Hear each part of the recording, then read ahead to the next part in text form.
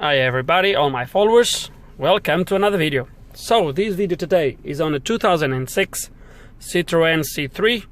I'm not sure which engine is on this. It is a petrol, but to be honest, that doesn't really matter for the issues this car came with. It's going to be two videos, one hopefully a quick video, which is going to be the one we're going to do now. The second one is going to be, let's have a look at that. But that for another video, stay tuned. For this video is something to do with the radio. So I'm going to show you what the problem is. It's a quite simple fix, but I'm going to show you and take you through. So if I turn the radio on, you are presented with this. Okay, I'm sure you can hear it, this constant beep. The radio works. Okay, the radio works fine, but obviously it does that. The reason for this, guys, is because the guy that brought me the car, he didn't know about it because he just bought the car, and he didn't know why was this. He was actually thinking that was because of the ABS, but no, this is because that radio, or this radio, did not belong to this car. So is the Citroen feature to secure the radios to the cars. So some radios they have pin codes, some other radios they have programming / coding. These cars, when you move them from one car to the next, this is what they do, and I will be showing you why they do this and how to fix it. So for that, we can't use the Maxi Cs because the Maxi Cs cannot do this job, but we are obviously using the ag box. So let's gonna connect everything, get everything running, and I will be showing you this in a second. And here we are. We are actually using Lexia because the ag box is too new for this car. And the first thing I want to show you. So the reason, guys, this beep happens and the way the sort of security system works on these radios, for you guys that doesn't know, let me show you.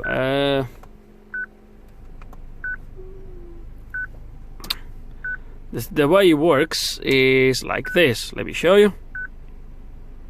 Oh, it's not here that I want. Go back. It's global test.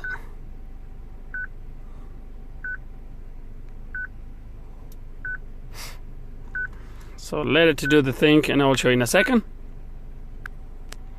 Okay, and it's nearly done.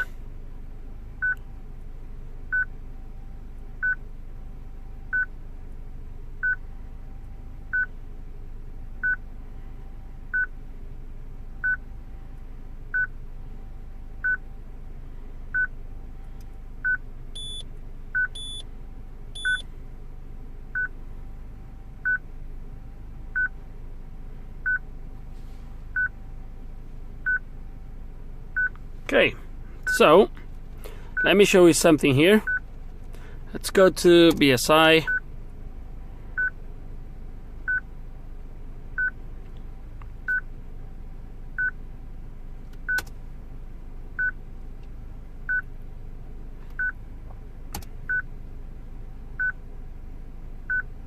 Okay, I want you to look at that.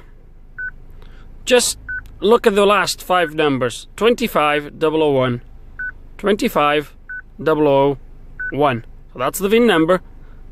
25001.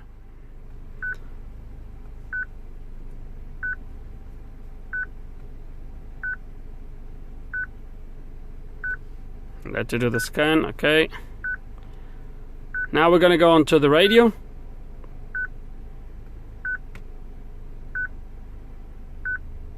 And I'm not sure if it's gonna be here on the radio.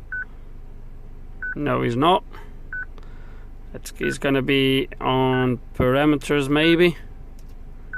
See if it is. Standard. Yeah, it's here. Now look at the VIN code that is saved on this radio. Ah, it's a different one. So that is why this beep is happening. even though it says in there VIN code verification, VIN code correct, the only reason why it says correct is because there is a VIN number in there. Obviously, when the radio comes new from factory, that's going to be blank. So it's just basically saying the VIN number is correct, is a valid VIN number, but is not the VIN number from this car. So let's gonna go back and try to fix this. So if we come back and come down,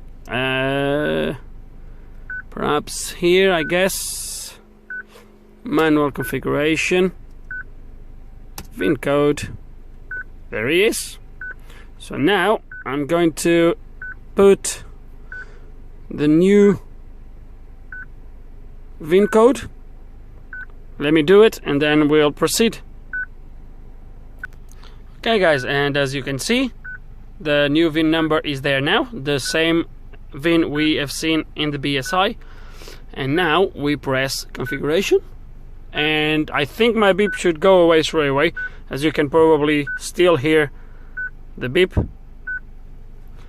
Let's gonna press configuration, and look at that, it's gone.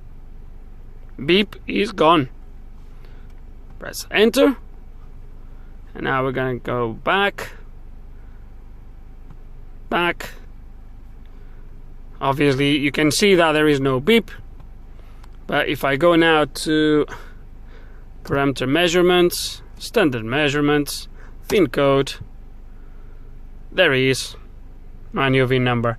And as you can see, beep is gone, radio works fine, and that's it guys. I don't know how useful or interesting you guys think this can be.